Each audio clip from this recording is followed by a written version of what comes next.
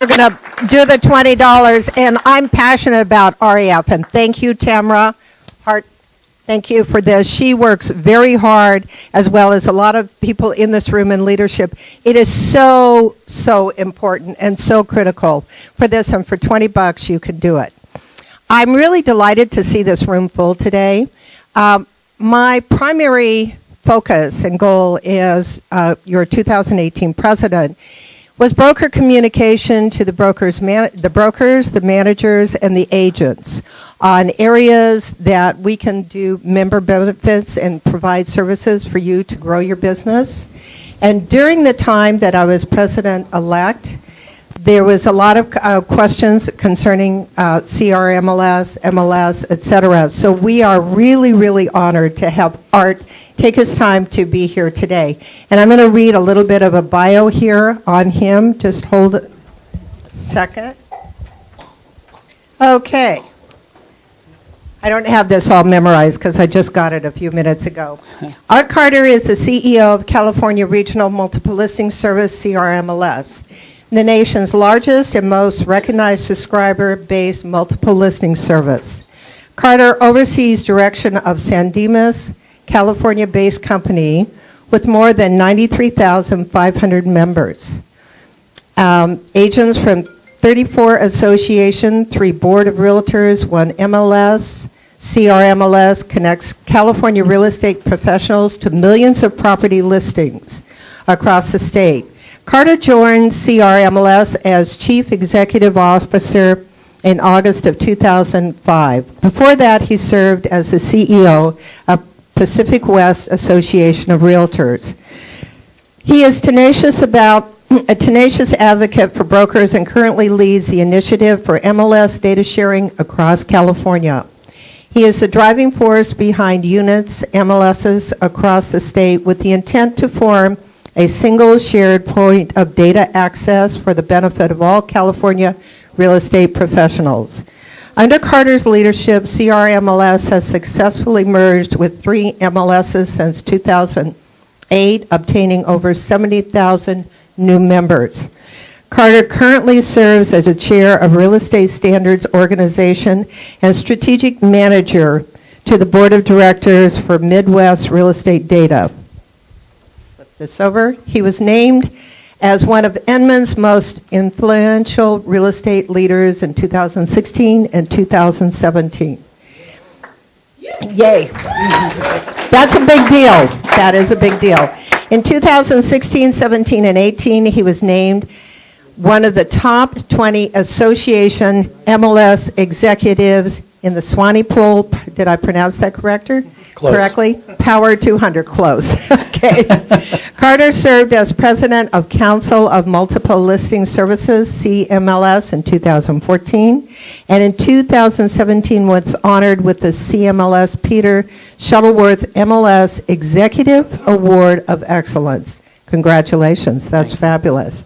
In 2012, he was inducted to the Dr. Alman R. Bud Smith Leadership Society in recognition of his dedicated service and commitment to advancing realtor, organization, and association management professions. You all will, I'm sure you have your email that will be in your presentation if you have any questions. We're really delighted to have him here today, and this is just a housekeeping thing, but while Art is giving his presentation, we're going to hold any questions. We'll open it up for questions and microphones, so you'll have an opportunity to actually talk with him. So without further ado, Art, it's yours. Thank you.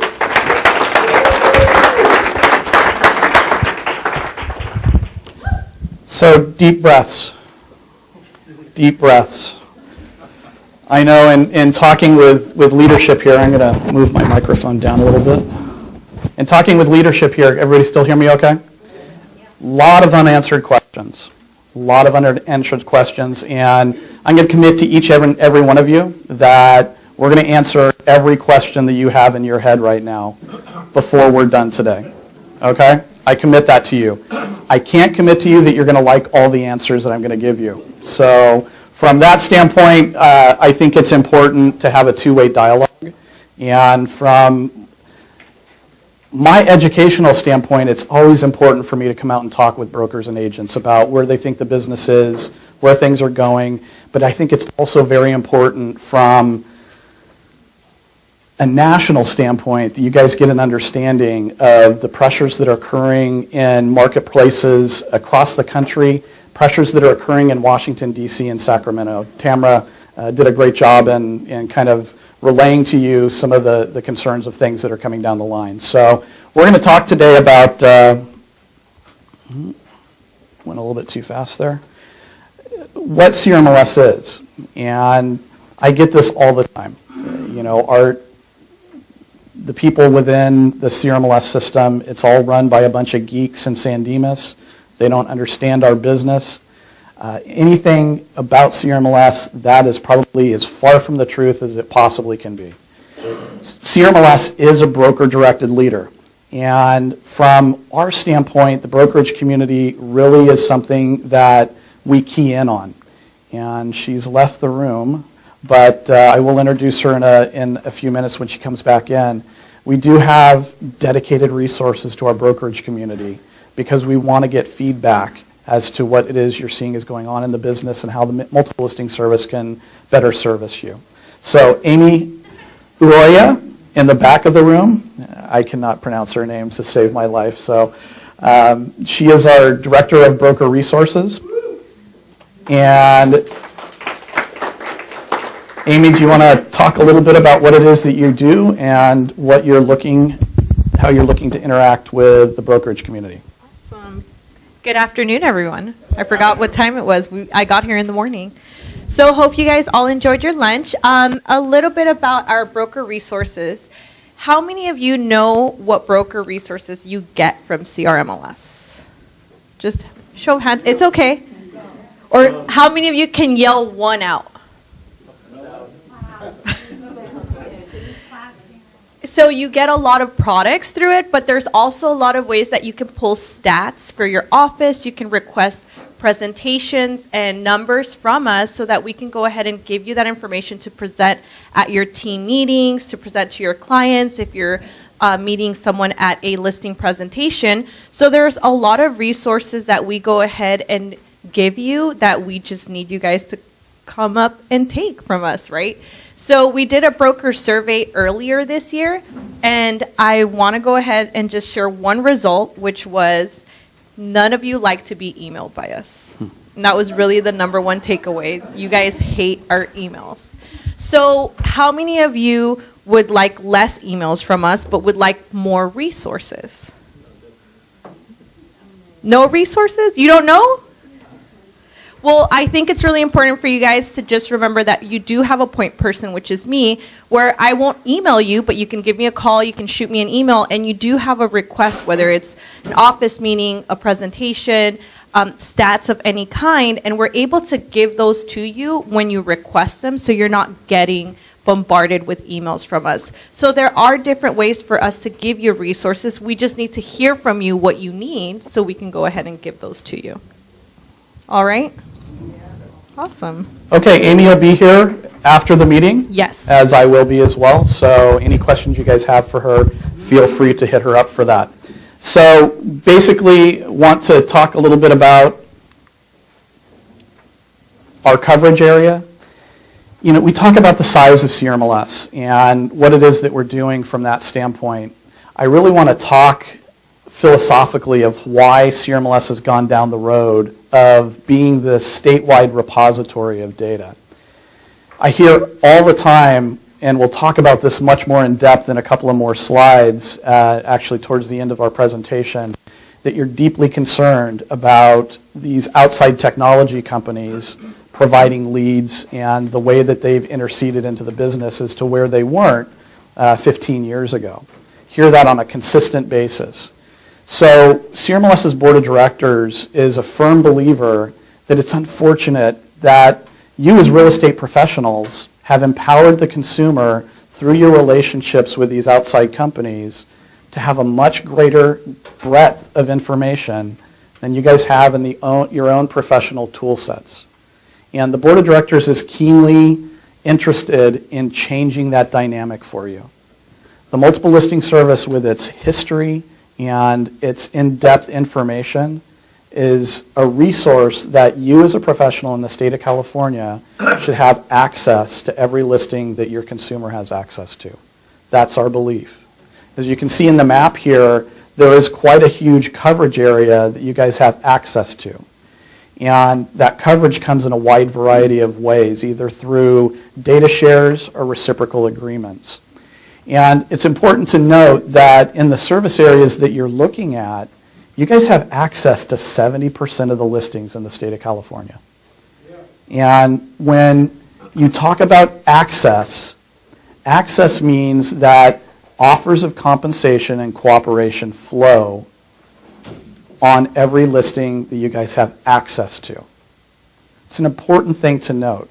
It's an important thing to note because that information that is shared on the Zillows and the Trulias and the Realtor.coms of the world, your consumer is often coming to you with information that you may not have out of your natural multiple listing service. And the board of directors of CRMLS wants to change that dynamic. We believe it's the right thing to do. I get the complaint, especially in some of the outer areas that we're not covering right now, that, you know what, Art, we want nothing of that.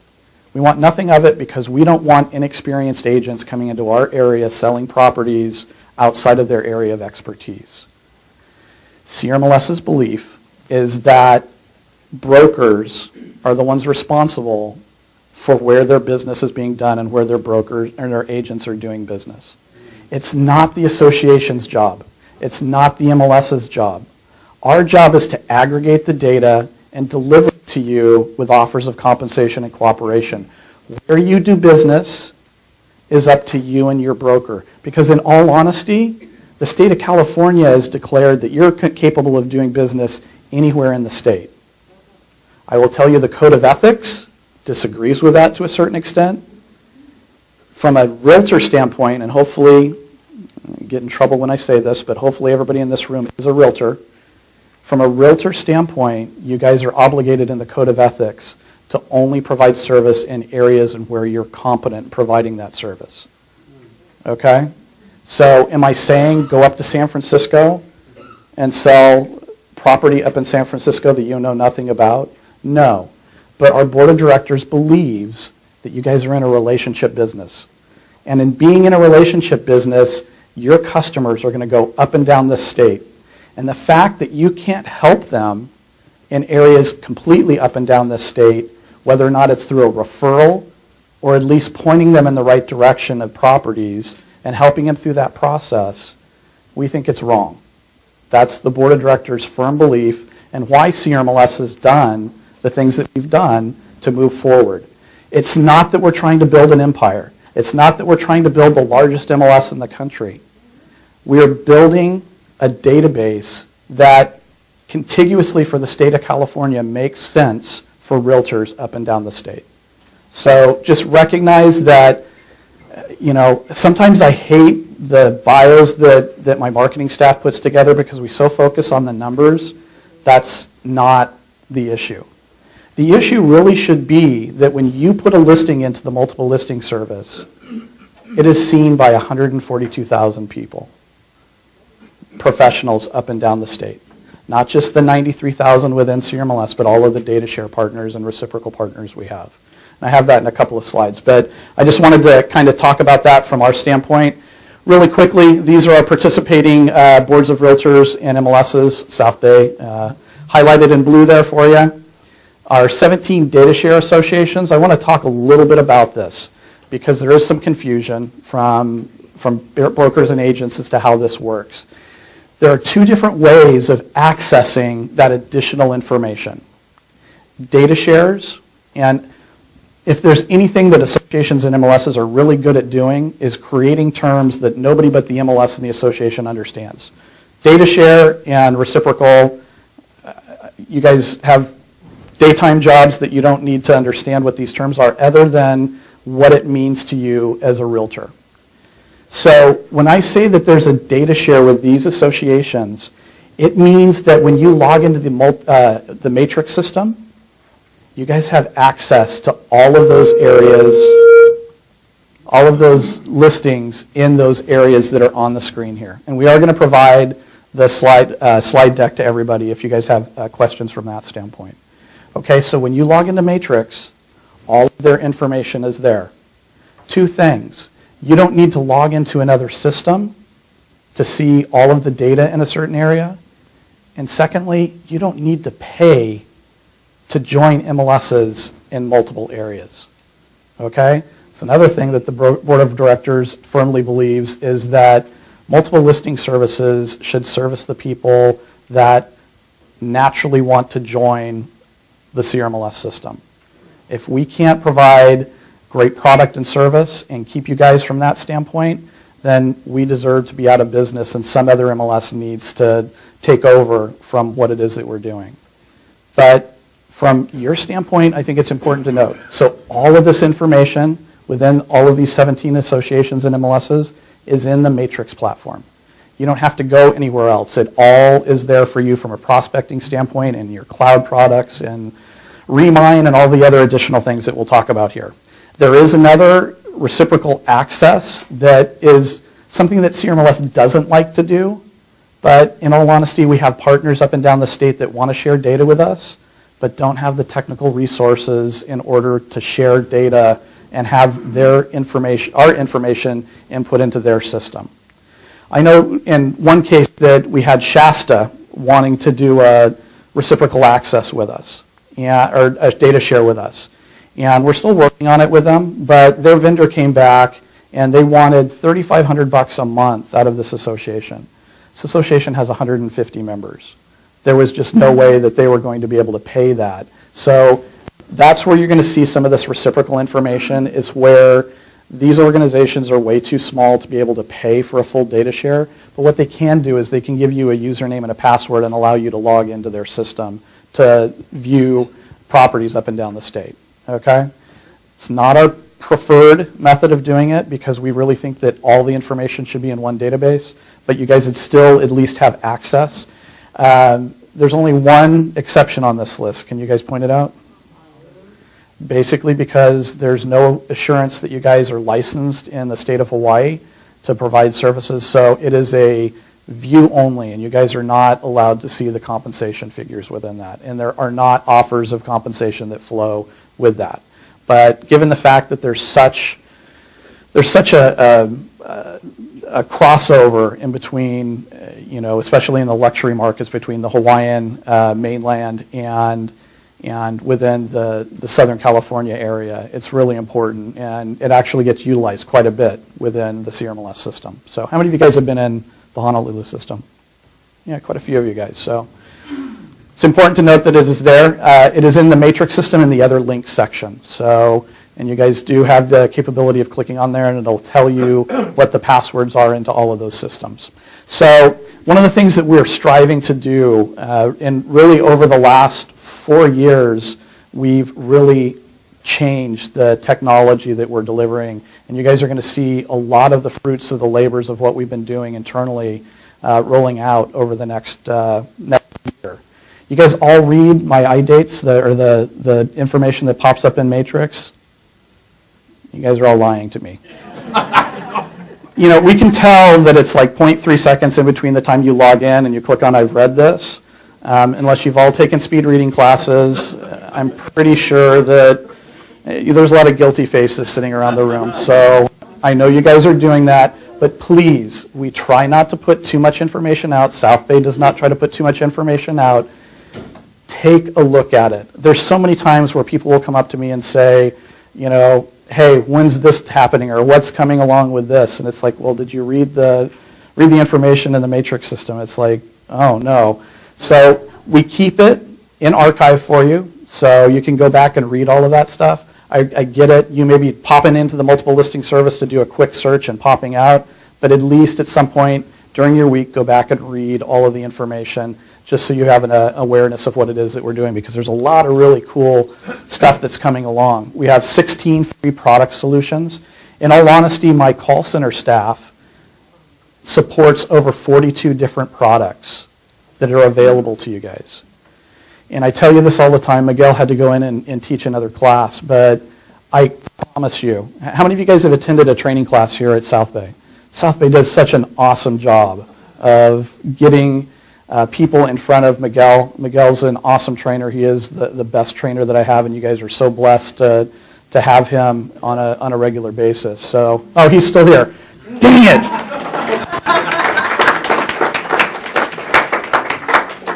I try not to say nice things about him when he's listening because he tends to use that on me later. But you guys are blessed in having him here. And I will promise you that if you attend a training class, Miguel will save you money or make you money. That is an absolute guarantee. So, and if not, his classes are free.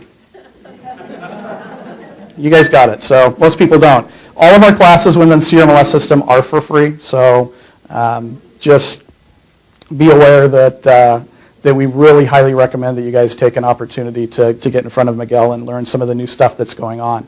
Some of the things I want to talk about, how many of you guys have played with Remine? Remine, do you guys know what a propeller head is? I'm a guy who loves stats. I love diving into stats. I love knowing what they mean. You guys are going to hear a lot of stats out of me, because there's a lot of assumptions that go on in this industry that certain things that are occurring that in all honesty probably aren't occurring. And statistically, when we look at things, it's always important to understand that. So one of the things that real estate has really kind of missed over the last 3 to 4 years, the big movement, is this idea of big data. And big data, I hate the term of it being called big data because it's not big data. It's a infinite collection of small data points. And the big data basically is interpretation of all those small data points. You as real estate professionals have been given a tool now in Remine that gives you the ability to utilize some pretty scary things. One of the stories that I tell people is that my general counsel had literally a week before we went live with this, started talking with his wife about selling their house. And one of the capabilities within the Remine system is you can go into a market area and you can look at all of the different parcels in that market area, and it'll give you what's called a sell score. And it'll tell you how likely each one of those households are to sell in between 0 and 6 months, 7 to 12 months, 12 months and above. There's some different striations there. He had lived in that house for 15 years. He had only broached the subject with his wife within the last 3 weeks. He went into Remine. His score over the last two weeks prior to him having that conversation changed from 12 to 24 months to 0 to 6 months. It freaked him out. But you got to recognize that companies across the industry, companies across the world are now using some of the social media data, some of the psychographic data, some of the information that on social media somebody's announced that they're having a baby, and you already know that the household has 3 kids in it and a 4-bedroom house. It's not that difficult to put that together that there's a good chance that that couple may be looking for a larger home at some point. So recognize that when you talk about some of the big data things, Remine is a really, really, really cool tool set. Okay? It gives you some things that are exclusive to the CRMLS membership. MLS data, including the sell scores, last sales price, mortgage rate, mortgage age, ownership type, land use, building type, Airbnb, track up to 100 opportunities. Airbnb is one of those things that you guys can actually look in a neighborhood that your clients are looking to buy in, and you can affirmatively tell them, well, just recognize in this neighborhood that there are short-term rentals on 10, 15% of the homes in the neighborhood that you're looking. So just from an educational standpoint, from a value standpoint, the information that you can give to your clients, I would highly recommend that you guys go into this. Everything that I'm going to bring up here today is part of your MLS dues to South Bay, okay? There are some opportunities within the Remind system where they'll sell you some additional product, but it has mainly to do with buying mailing lists. And there is some limited downloads on a monthly basis that you guys are able to do that. And we're talked about here, the ability to purchase contact info, $3 for the entire household. That's across the board. So, okay? Real cool and important stuff from that standpoint. We have a marketplace as well. And one of the things that we try to do within the CRMLS system is we have things that are called site licenses. Remind was one of those things that's a site license that we apply and purchase that product for all of our membership, irregardless of how many people use it. There are some things that we look at and say, you know, we don't really see more than 10 or 15% of the membership utilizing this product, so we're not going to go out and purchase it for everyone. But what we'll do is, because we're representing 93,000 plus people within the CRMLS system, I can cut really good deals. And CRMLS goes to these companies and says, we don't want any money out of you. What we want is you to give a better price to the CRMLS membership. So highly recommend that you guys take a look at any of these different things in here. Trust stamp is, realtor safety is a huge issue, especially in maintaining your safety while you're out in open houses and out with clients that you maybe have not met before. Just some opportunities to take it new products, list reports, Spacio, Rent Spree. Rent Spree is for those of you guys who do property management, the ability to do an online credit report and things to help you along on the property management side. So some cool things. These are not free services. They are an additional cost, but I can assure you that CRMLS, all we have done is negotiated a better deal for you than what they're offering out in the marketplace. Okay? Talk a little bit about broker resources, listing syndication management. This is the one that I'm going to take a little bit of time on, because I know that there is just a little bit of controversy about this one. Am I overreading that, or just a little bit? So let me specifically talk about CRMLS's philosophy when it comes to distributing data. You have a term up here that gets utilized a lot of time. It's not up here, but you're typically asked whether or not you want to syndicate your listings. I hate that term because nobody understands what that means. What it really basically means is you have the opportunity from the CRMLS system to advertise your listings on outside websites. Okay? This is not the primary purpose of what the MLS is here to do. The MLS, if you guys have ever heard me speak here before, the MLS is a contractual platform by which brokerages offer compensation and cooperation with each other. Primarily, that's it. If there was no technology, how many of you guys are around for books? MLS books. How many of you guys want the books to come back? I had a bright idea that we were going to actually publish the MLS on the Kindle. How many of you guys would buy that? So that is the primary purpose of the multiple listing service, but because we have the database, and in all honesty, the brokerage community, a lot of our large brokers have come to us because of the difficulty in distributing data and asked us to provide some of these channels. And that's the primary reason why we do it. CRMLS is an opt-in organization. Opt-in. Let me be very clear about that. If you do not go into ListHub or into the sections of CRMLS, the matrix system, and tell us to send your listing somewhere, they do not go out the door from CRMLS. We are broker directed. Your listings will not go to any of the 100-plus syndication sites on ListHub, and they will not go to Trulia, and they will not go to Zillow. In the next coming months, you guys are also going to have the ability to say, I don't want the listings to go to Realtor.com and Homes.com. Okay? Right now, and I will put this out to everybody, if you do not want your listings to going to Realtor.com and homes.com, because we don't have that mechanism, you can write us a letter, write me an email, and say, Art, I don't want any of my brokerage listings showing up on those two websites.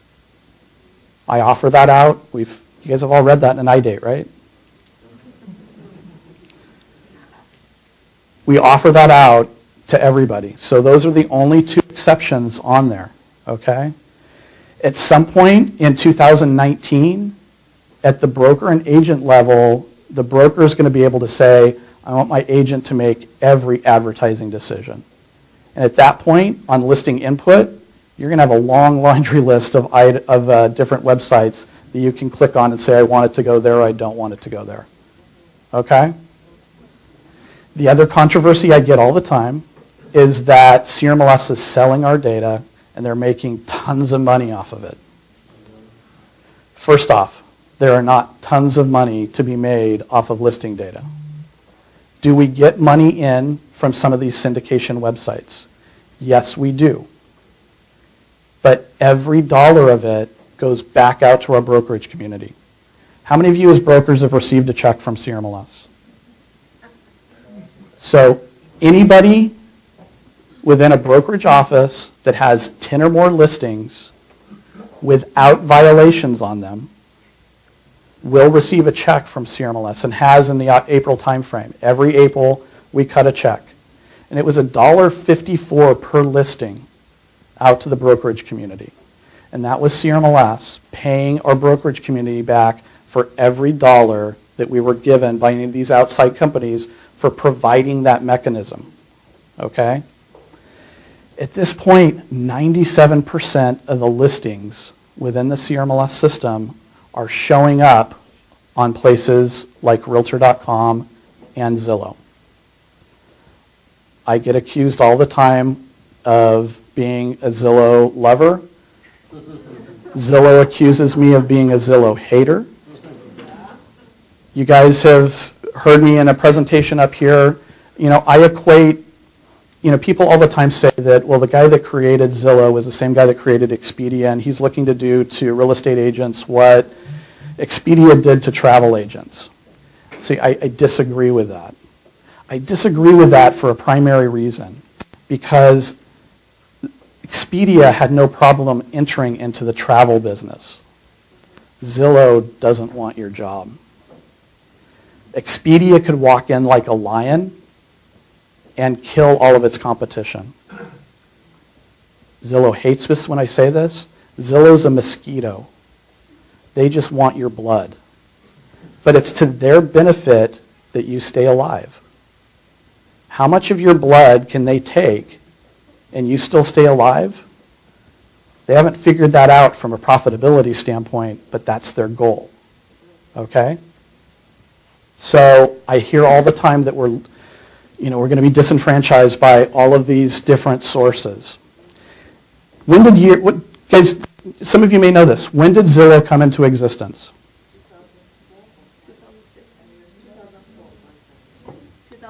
2006.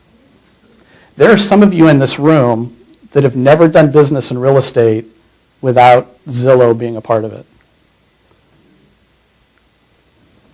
Recognize that Zillow is still not profitable.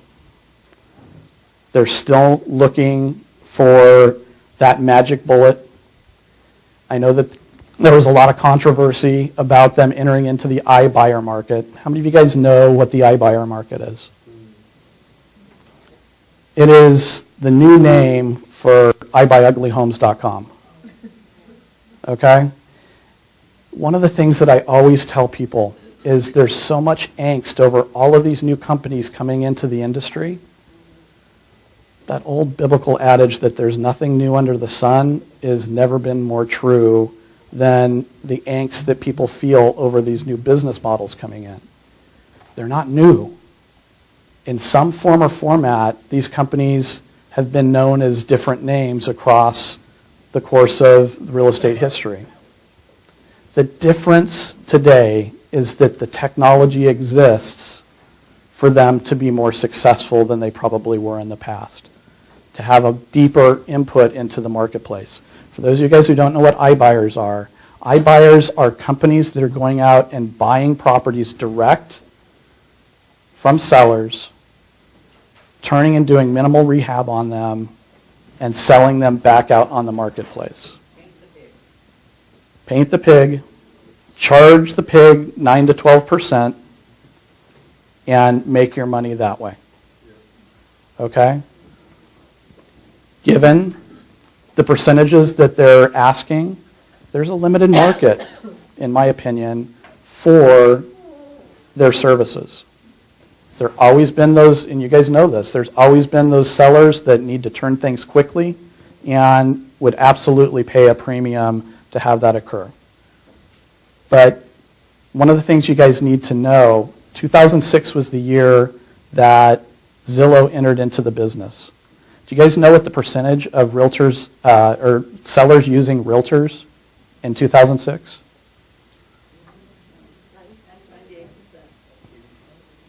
82%. Do you know what that percentage is today?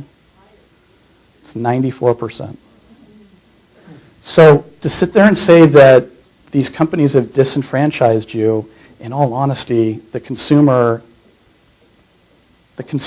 now sees a complexity in the transaction that they probably didn't have exposure to before. So it also syndicates to discount brokerages. So the CRMLS listing goes to the same red thing. Could it not go there? So I will deal with that question in my last slide because it's very pertinent to what the Department of Justice and the FTC is doing. So we'll talk about that. So I just wanted to let you guys know that there are a wide variety of different ways that you guys can advertise your listing, but you are in complete control of the whole entire process. You just have to explain to your consumer that if you're not going to advertise it, what the benefits that is being brought to the seller for not having all the exposure to it. I would say the same thing to those that are employing a pocket listing coming soon methodology in the way that you're doing business. That one of the things that CRMLS is adamant about is that if you're not going to put a listing into the MLS, you guys are hopefully all aware that when you joined South Bay and you signed on for your MLS services through South Bay, you agreed to put every listing that your brokerage obtains into the multiple listing service. There's only one exception, and that exception is when the seller says, I don't want it on the MLS. And one of the things that we require at the MLS level is a form that includes disclosures to the seller stating that I understand that I may be put at a disadvantage by not having my listing into the MLS. So one of the things I told you guys, I was a stat head. I love statistics. I was part of the DOJ FTC hearings a couple of weeks ago, and I had my staff dive into information on some micro markets. On average, listings that are sold outside of the MLS are being sold at 7 to 8% less than listings that are put into the MLS. Why is beyond me that you can make a case to a seller that limited exposure is what you need. Less offers is what you need. If I'm a seller and I understand that I'm in a seller's marketplace, I want you to put this on every website, on every MLS, and every eye that can possibly see it. I'm not just saying that from the MLS standpoint. I'm just saying from a cautionary tale standpoint, you guys need to be careful about this process. Sellers dictate MLS entry, but make sure that if you're going down that road, that your seller has dictated that and they fully understand what it is that they're doing. Okay? Just from Diane's standpoint and staff standpoint and what they have to deal with, I think it's important. So here's how you guys manage it within the CRMLS system. So a couple of different things. If you guys have any questions, write this number down, 1-800-925-1525. That is our customer support number if you guys have any questions on how to do this. So the brokerage has a yes/no. It's check to no. We get this a lot of times. Two things that I get when a broker calls me. Number one, why are my listings not going to Zillow? Well, because you didn't tell us via this method to send your listings to Zillow. And second, why are my listings showing up on Zillow? I said no.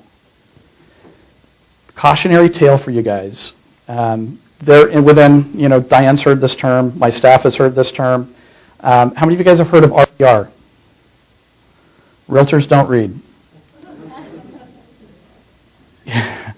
Oftentimes, you guys sign contracts with these magazines. You sign contracts with virtual tour companies.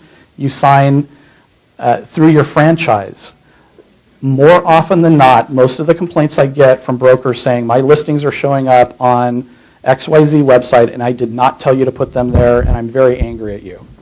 I can walk them through the process. For those of you guys who don't know, at the bottom of the listing on Trulia and Zillow, if you scroll all the way to the bottom, it'll tell you where it's sourced at.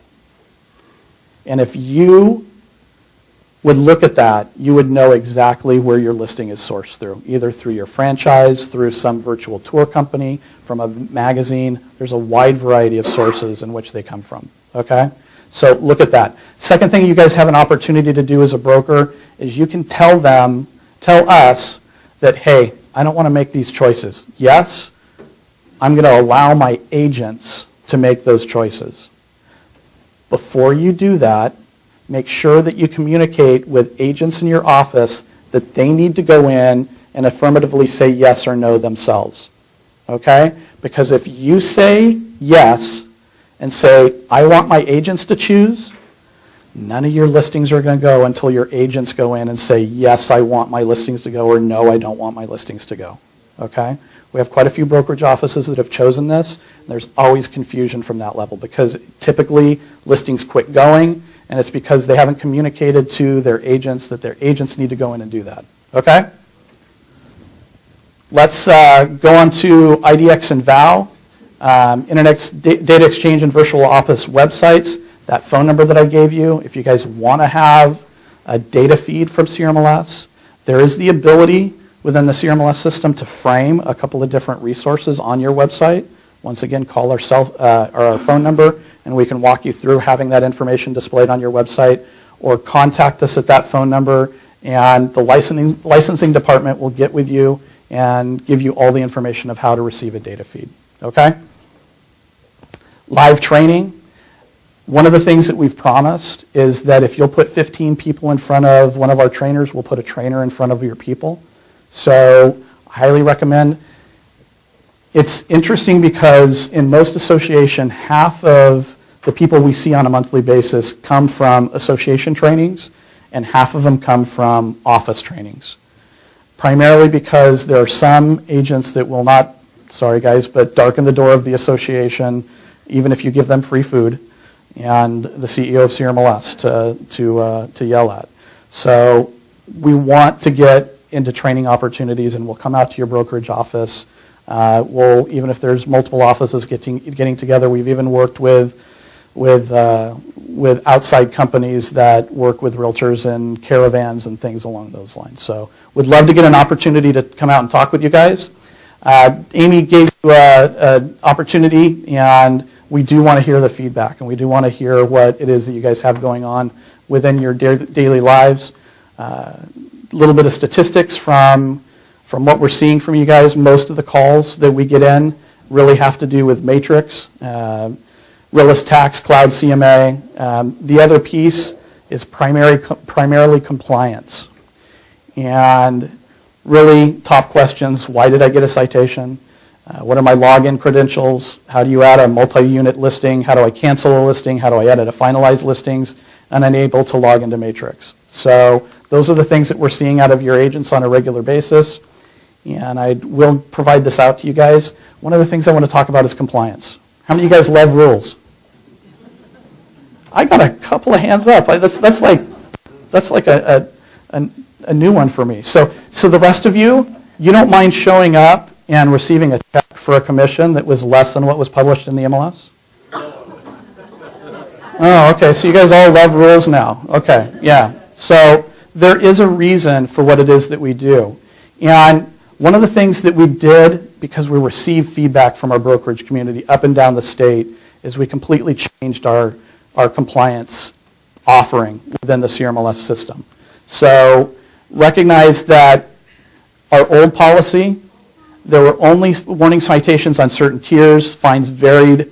There's a new citation with a new fine for every 2 days that you didn't correct a fine within the system. There was no opportunity to correct without a citation. Hard for agent or broker to determine the fine amount. It was hard for my staff sometimes to determine based off of you had 2 warnings, and then on a 3rd warning you took a class, and then so there was only a $250 charge for that, and then you had a 3rd violation and a 4th one, and you didn't correct it within 2 days. It was impossible at times to really figure out what was going on. So the new policy is, if it is a correctable situation, and please, if you don't take anything else from what I've said today, please take this out of the room because it will be important to you. If it is a correctable violation, you're going to receive a notice from us saying, please correct. You will have 48 hours to correct that. If it's corrected within the 48 hours, you will never hear from us again on the matter. There are unlimited amounts of times you can get this warning notice on correctable violations. Okay? If you or your agents are receiving these notices, please, please, please beg them to pay attention to it. We do not want to fine people. What CRMLS wants to see is clean data in the system. Okay? So it's very, very important that you guys hear what it is that we have to say via these emails and respond to them. The worst thing you can do is, I'm not going to pay attention to that, because that's when you will get in trouble. Okay? So there's only 1 citation per violation, and then a second 14.4, which is a new rule, and it's just a $250 fine for failure to correct. Okay? So there are varying levels of fines within the system. There are some things, and I would highly recommend that you guys take a look at our website. There's a compliance section, and this 2-page document is available for you guys to print out. I would highly recommend that you print it out for your agents and have them take a look at this. Are there things that are not correctable? Yes, there are. And they're the more egregious things, and things that if you failed to input a listing within 48 hours, that's not really something you can correct. You did it, and there is a fine associated to it. One of the ones I get complaints about, and I just did a video for South Bay on, is photo violations. Especially when you're taking images off of Google or off of some other website and deciding to upload them into the MLS. It is an automatic $1,500 fine. I get people complaining about that all the time. Why? Why am I getting a $1,500 fine? Recognize that under copyright law, the copyright holder can file a lawsuit and gain $750 for every instance in which that photo was the photo was input into the MLS and there was unauthorized use of it.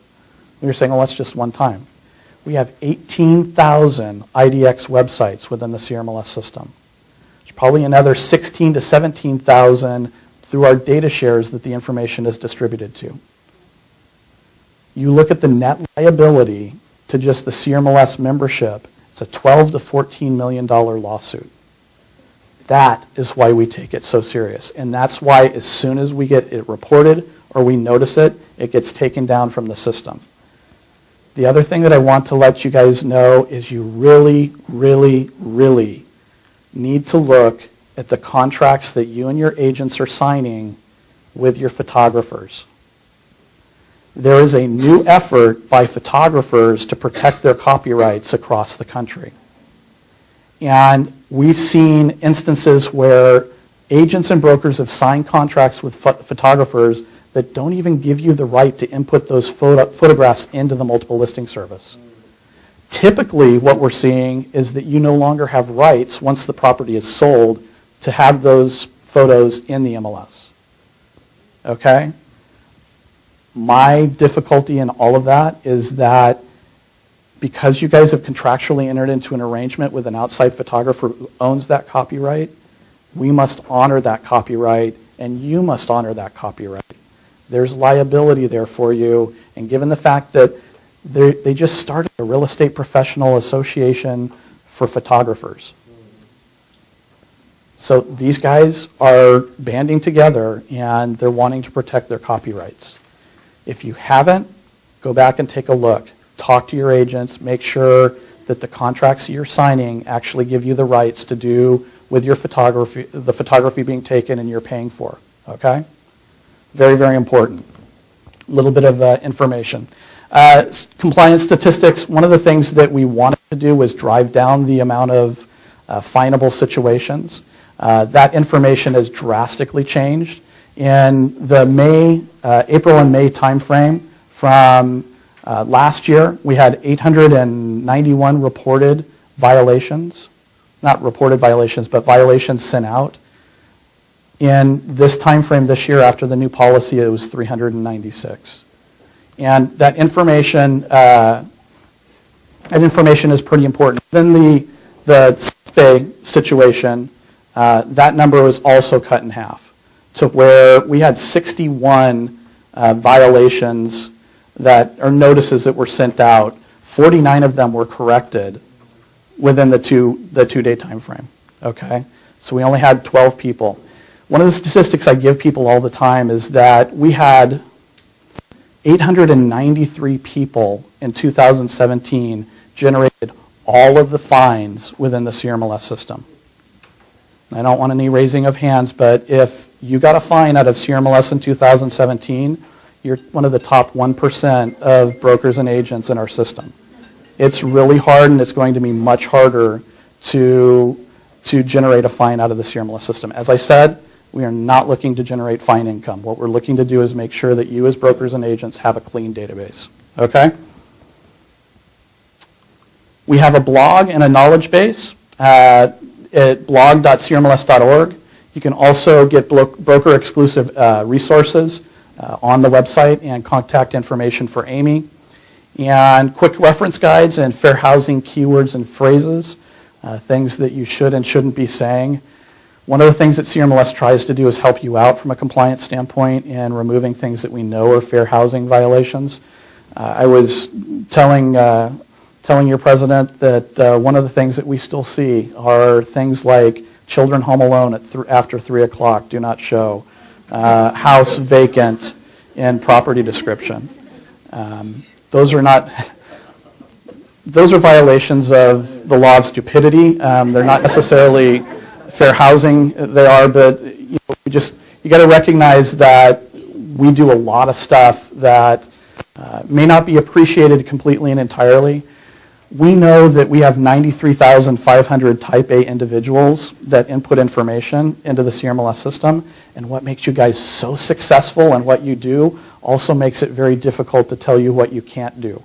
And we deal with that on a day-to-day basis, and so does your staff here. So take us with a little bit of gentleness when we come at you with these things. Like I said, we're not looking to fine you or deal with any of those things, but some additional resources, crmls.org, education. We have a YouTube channel.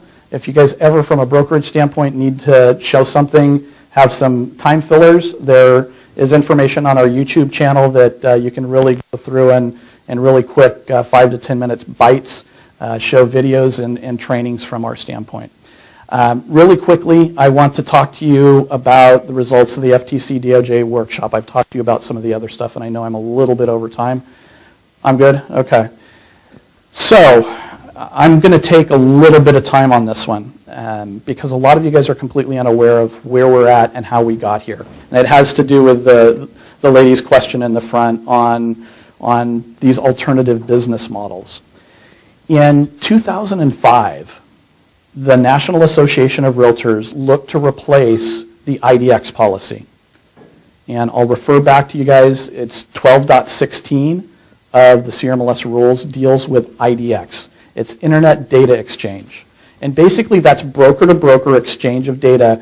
And in the policy, you as brokers give every other broker within the CRMLS system the right to display each other's listings.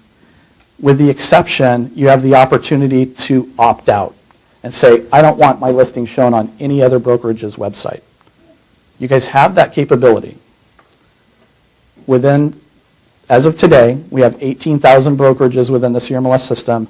Nobody has opted out of IDX. So recognize that you have that capability.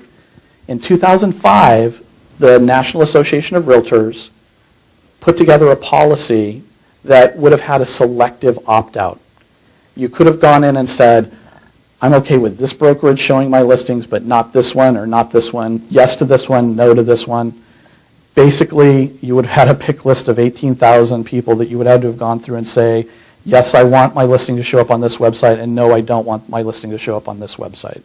What you were talking about is just excluding your listings off of the companies that you brought up. They're all brokerages. They are members of CRMLS.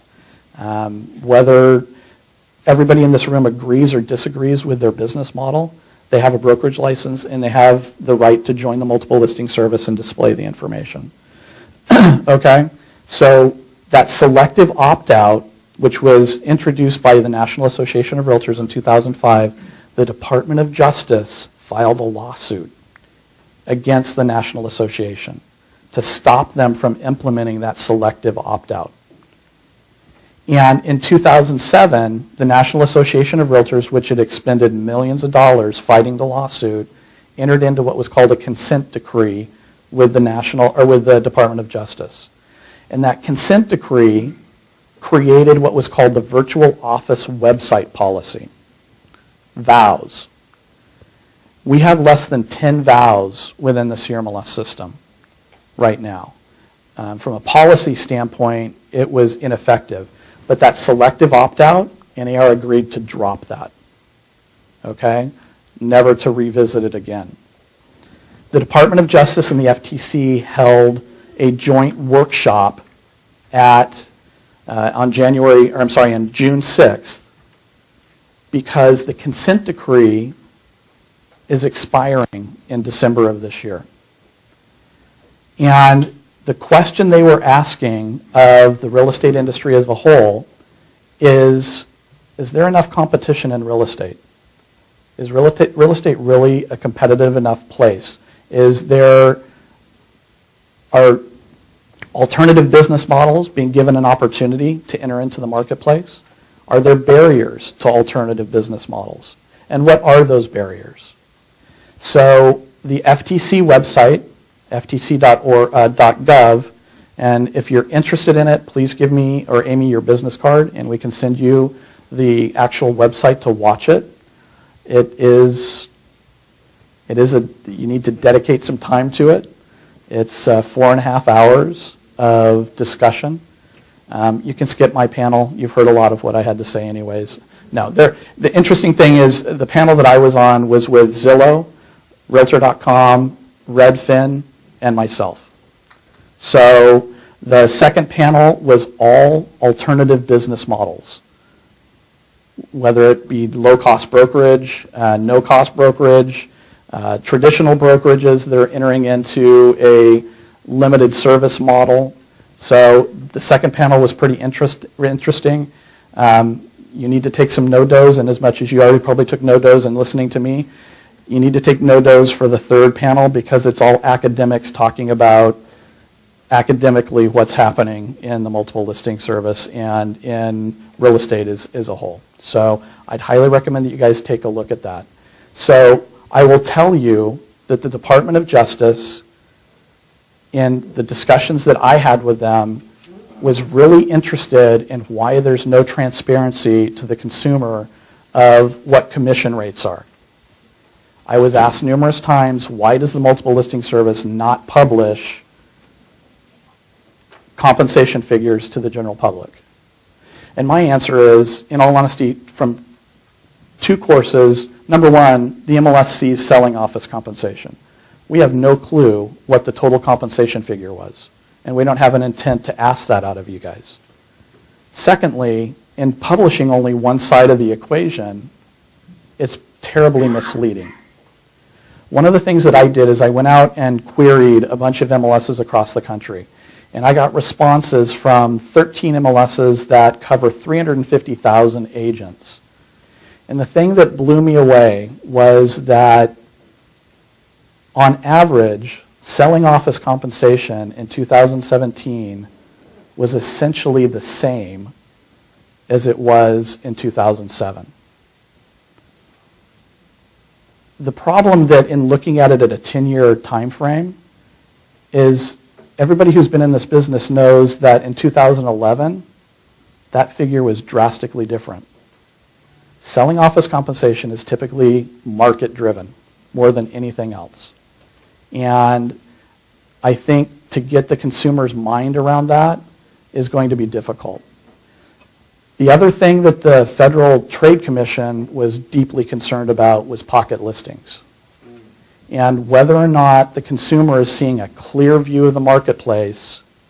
Believe it or not, I've never thought I would say this about a governmental organization. I kind of like the FTC in that they think that the MLS is a very pro-competitive marketplace. And they are supportive of that. Their concern is that in a pocket listing and these private listing networks, that the consumer is being disadvantaged because they're not getting a market-wide view of what's going on in certain marketplaces. Right now, within the CRMLS system, about 12% of houses sold within our footprint are not in the MLS. Some marketplaces, that's much higher. The one that's kind of surprised me is the highest. What would you guys think would be the highest percentage of off-market listings per county in Southern California? No, not even close.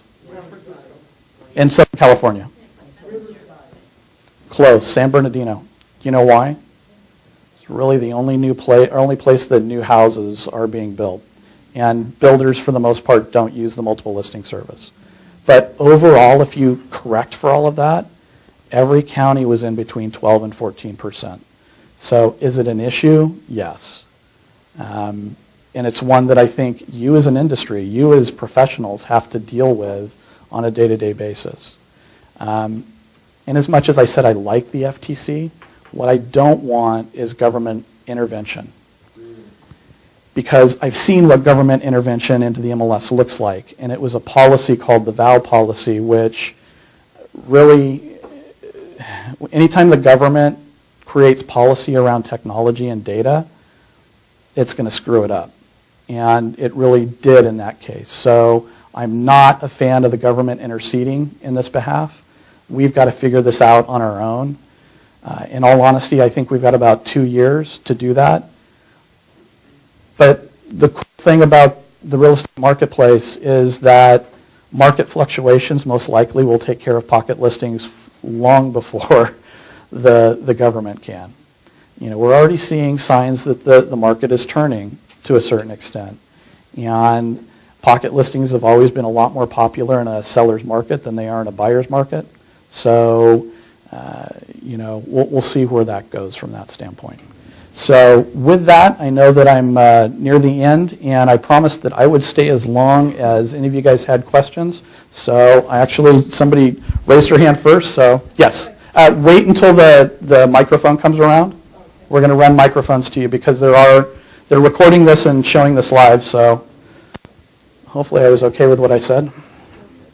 I came here specifically because a lot of my listings, Can you hold the microphone? Oh, I like to do virtual tours with my listings, and I spend a lot of money, you know, $1,500 on those virtual tours. And I recently found out that, you know, the agent, when you see it on the MLS, the agent version, it has a little film strip, and you can put, and so they see a nice version of the virtual tour. But then I had a client say, well, where is it? And it's buried. You have to click, and it's a little circle. You wouldn't know that that's a virtual tour. Why is it? And I've called CRMLS to complain. It's like, I mean, I want the clients, the buyers out there to see my virtual tour. You know, Are you saying on the portal, it's not on the portal that's being sent out, or on third-party internet websites it's not being seen? It's not going, if you have a buyer on automatic email, what they're not getting the little film strip. It's like, why can't the buyers get what the agents are getting? And also, they're not getting, for agents, you have a supplement. The buyers, when you put on automatic email, are not getting click on the supplement. That's not going through either. So it should be easy to have the same platform for the buyers, you know. So I'll speak to the virtual tours. I'll go back to my staff, but absolutely the virtual tours show up in the portal because I've played around with it. So here, let me. I do something very dangerous at these meetings, but I'm going to give you my email address because I want to hear from you. So my email address is art, A-R-T, at crmls.org. Okay. I'm in the process, Danny doesn't know this, I'm in the process of buying CRMLS.com.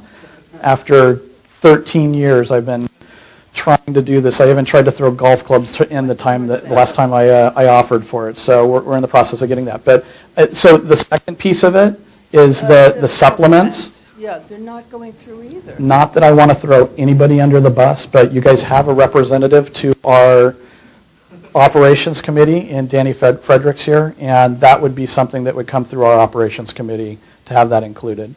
You absolutely can. Something just came through while you were talking, and I See, I fixed it already. What's that? Well, this is important. I Okay. just had a client find out that her house was sold from under her by a bogus buyer. So beware, there's incredible fraud out there. There really is. I mean, we had, a month ago, we found out this agent was holding an open house. It's a vacant house because they're getting ready to do new construction. And the neighbor luckily said, oh yeah, this realtor, this is her card. And so it was in escrow. And so the escrow got canceled. The agent thought she was dealing with a real seller, never met them, was always over the phone.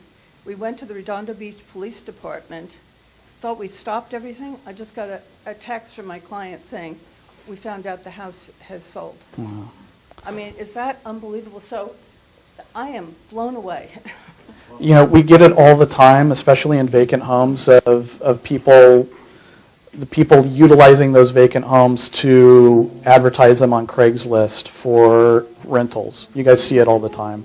That's still. This is not a rental. This is Yeah, I know, but selling. it is occurring. You know, just even in escrow fraud and deposits and earnest money being stolen, it's a huge problem. You guys just have got to make yourself aware of it. So, wait for the microphone. Do we have another? I'll come to. Just comments, actually, at this point. You've said a couple of times broker, and you haven't clarified many times agents. And there is a significant difference in who has say. And I just encourage you to clarify that as you talk in the future, because there is a huge difference for us to understand what we have control of and what our broker has control of. And I don't think we always understand that. So as an agent, especially under state law, the broker owns the listing contract. And contractually, the relationship in between the MLS is between the MLS and the brokerage. Your access and privileges within the MLS flows through your brokerage. And unless your brokerage makes the decision to turn those decisions over to you as the agent, you do not have control. And specifically, as you were talking about dissemination of data, you said you have given that data away. talking to us, which would infer that we did it, which we didn't, I don't believe. I believe our brokers did it. And maybe I'm wrong, and that's where that kind of communication is very important. If we feel that responsibility as you communicate it to us, I don't think we had that control, and I don't think we gave that data away. Our brokers did, I believe. But if it's different than that, you could clarify it for us. It'd be No, you're absolutely right. The brokerage community is the one that fully makes that decision. And if I feel a little bit sensitive, is because I'm caught between, two sides that have very big guns aimed at each other sometimes, and we answer to the brokerage community. There's no other way of putting it. When people ask me what I do, if I really break it down, I run a broker cooperative. That's what I do. The agents, as I said, all of their privileges and all their services flow through the brokerage community. So that, it's even in our mission statement. We're a broker-directed leader. I don't know if it's something you can dwell on right now, but one of the things that is of interest to me in that regard is being you're servicing both and talking to both, where does the most of CRMLS's money come from? Brokers or agents? Given the fact that 18,000 of you are brokerages, I would invite you to do the math. So you know that most of the money is coming from the agent base, but in all honesty, the control is still, especially through state law, is through the brokerage community. Thank you. That's not something that I absolutely have that full control over. Actually, no, I'm sorry. I think I can help with that. Yeah, most of the money might come from you, but all the liability falls on the broker. If you own 2 Century 21 offices with 90 agents and your agents screw up, it's the broker that pays for it. So you need to think of the broker as being your boss. He's the one with all the experience. And the buck ends with him. That's a very good point. Thank you, Joanne. And we do have a very patient lady next to you. So they're all good questions and comments. I was wondering if the CRMLS would provide a CRM. Just because I've been really looking into it, and they're so expensive, and I don't know which one to go with, and I really need one. And So going from the MLS to the whatever. the question was, is CRMLS going to offer a CRM, which is a customer relationship management package? CRMs are like religions. I know, there's a ton. Exactly. There's a ton, and when people really believe in one, they really believe in it. And the problem that we face, and one of the things we do, and I didn't talk about this today, is chair of the Real Estate Standards Organization. One of the things we're trying to force the CRMs of the real estate world to do is communicate with each other. Because the biggest difficulty you face is that you choose a CRM, and somebody on the other side of the transaction isn't a part of that CRM. You're doing all of the input into your CRM, and they're doing all the input into their CRM, and they don't talk with one another. So it kind of makes your job much harder from that standpoint. So what I'm telling you is that we probably won't offer a CRM. We did for an extended period of time, and we had to kill it because we just didn't have the usage on it. Really? And I have not seen a CRM that really is all that easy to use. I have to disagree. There's some good ones out there, but I mean, I just need everything to be in one place. And I know there's like 20 to probably choose from. It's just nice to have it all in one place, and it would be nice if they did offer. We've explored it, but in all honesty, to choose That's one of not those gonna 20 happen. is telling everybody we're, choosing Buddhism over all the other, religious opportunities. And it literally, when I go out, I don't see people as passionate as they are about their CRMs. It's very big from that standpoint. So, All right. Well, that's that. Bug Danny. Okay. Questions? Yes. this might have been fixed. But years ago, I thought when I did the syndication remarks, it would override the listing remarks. When it went to Zillow, it did not. So what happened with the Zillow situation, and they're in violation of our contract, and we are negotiating a new contract with them. They were stripping that information out. Well, why did you give them the regular comments? Why didn't you just give them the syndication comments instead? They only get the syndication comments, but any contact information that's in there, they strip it out. And they're violating the contract in doing that, so we're in the process of, you guys may see some communications out of us that we're having to play some hardball with them, because it's not right. And we are working on getting that rectified at the Zillow level. Because I'll give you an example. I sold a property that took a year to sell. I couldn't believe it. After I sold it, I found out for the whole year they'd had it off the market. And then they were taking this house and they were overlaying the kitchen with a new modern kitchen. So that had really affected marketing of the property. So one of the recommendations that I make for everyone in this room, if you have a listing, watch it on all of the websites, first off. Secondly, if you have not gone in within Realtor.com and Zillow and Trulia and claimed your profile, you're making a huge mistake. And this is where people say that I'm a Zillow lover or a Realtor.com lover. This is just reality. If, given the fact that they're stripping your contact information out of the syndication remarks, one of the things that they are doing is that the four-headed monster, it's 3 people who are paying for placement, and then 1 person who's the listing agent. I can't tell you how many times I look at listings and agents have not put their contact photos in and their contact information. There's limited contact information that comes over with a listing. That gets populated there.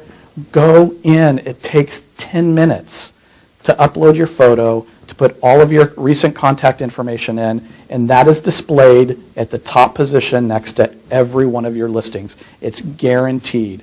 And on the mobile app, when they click on Contact Agent, CRMLS is the only one that contact agent actually goes to the listing agent. Okay? It does not go to one of the 3 people who've paid for services. That is part of the things that we have negotiated within the CRMLS system. And before you guys come back to me and say, "Art, that's not working," I'm going to tell you it's probably not being syndicated, advertised through the CRMLS system. It's probably going through your franchise or some other area, okay? But those are some of the things that we did negotiate. Why did you let them break the rules and strip the data without repercussion? You can't say that there was no repercussion. I mean, why didn't you go after them legally?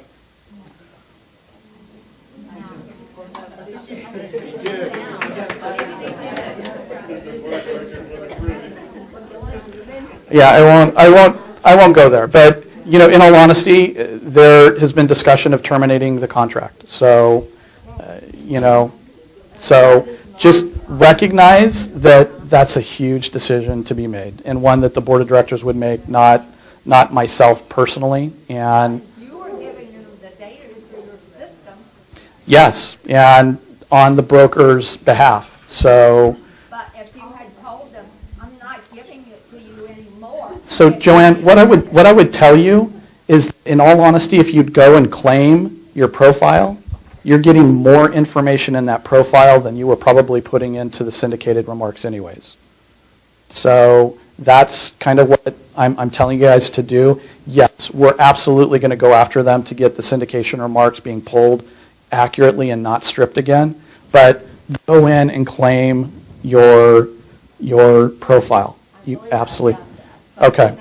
I spent hours researching why the syndication remarks were not on Zillow and the public remarks were showing up there. I actually spent hours and days doing that. And I went to the board. And that was a waste of my time. Well, I can tell you that we were aware of the situation. Well, then and nice if you let the rest of us know. It would have saved me a few days. Well, my apologies. You said it was Zillow, Realtor.com, or what else? Trulia. So we have one question in the back, Yes. and we have time for 2 more questions, including this one. So I'm going to go ahead, and if you guys have additional questions, we'll be here afterwards, and you guys are welcome to come up to us. Hi, thank you. I did want to comment. I did get a little confused, like the gentleman up front, about when you started the meeting saying we. You know, I was here back then. We were kicking and screaming back then, and we're kicking and screaming now about this whole syndication thing. It seems like a lot of people are not really making decisions based on us as members, mostly for CRMLS, which kind of ties into my question. Now that we have all these additional products, extra things to pay you for, where's the future? I mean, where are we going to be in the future? So one of the things that, you know, there's a published article that the MLS is dead. I don't believe that. I don't believe that this ideal of compensation and cooperation is dead. You know, from a technology standpoint, you as brokerages need to be prepared for the future. You need to be prepared for a consumer that is much more engaged and much more into the whole entire process of buying and selling homes. You know, a lot of the angst that I get from brokerages up and down the state about all of these new business models that are coming into the business, you got to recognize that, as I said, there's really nothing new under the sun. And I would go back to each one of you guys and say that you need to assure yourself that you have a value proposition to the consumer. And I think you do. I'm a technologist, and I don't go and buy and sell homes. I sold my house and bought a new house last May. I utilized a realtor, and it's not just because I work for realtors. It's because, in all honesty, it is the most complex transaction as a consumer that I'm going to enter into. And I think you guys bring value to that. And I told you guys this the last time I was here. Sometimes it angers me when I listen to you guys fearing over whether or not you guys have viability in the future. You guys absolutely do. And I'm a firm believer in it from that standpoint because, as I said, it's the most complex transaction that I as a consumer are ever going to be involved in. And Joanne brought it up a little bit earlier. It's also the most liability as a consumer that I'm ever going to be undertaking. And I want to have a professional alongside of me helping me maintain that whole entire piece. Do MLSs have a future? It doesn't, I don't think, really long-term matter. I would say that we do. I get visits from probably 10 to 15 countries a year into the CRMLS system. The United States and Canada are the only places in the world in which this offer of compensation and cooperation between brokerages exists, period. Everything else that goes on in this world is typically an open listing system. I have some pictures that I think I've shown here of a listing in Indonesia.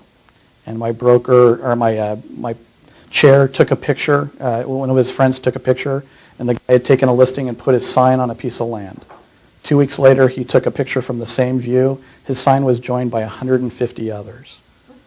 How that benefits the consumer, how that benefits the profession, I just don't see it. And that's the world in which they live in. And I have professional organizations, even government entities. We've met with the departments from the government of Japan on 4 different occasions because they want a multiple listing service in the country of Japan. And they want to model it after your model. I think there is value in what you do. I believe in it. And that's my thought process. If you're not utilizing technology, and if you're not keeping up to date with everything that's going on, the consumer's moved from a desktop to a mobile experience. The consumer has greatly changed the way that they're searching, but in all honesty, they're still utilizing you. They're just utilizing you with different touch points than they did 10, 15 years ago. Okay? Yes, sir. All right, I have a compliment and a thank you regarding the live chat for compliance. If anybody hasn't used it, it's very efficient, very effective. and you get an email transcript immediately of everything that was discussed. It offers a pretty good CYA for some tight situations I've been in before. Thank you so much. You're welcome. Can I answer just really quickly, go a little bit further into that one? I get complaints all the time of why do we not answer phone calls within the compliance department? Primarily because for your protection and for CRMLS's protection, we want pretty much everything in writing. So get feedback either through via live chat and a transcript of everything that occurred being emailed to you, or via an email, you're going to get information so that everything is clear and you have in writing from my staff what was right, what was wrong, and what the solution and the path forward was. Okay? So just so you guys are understanding from that standpoint. Let's give Art a great thank you. Art, we really, really appreciate you being here. And before you leave, Cheryl, who's going to bar the door?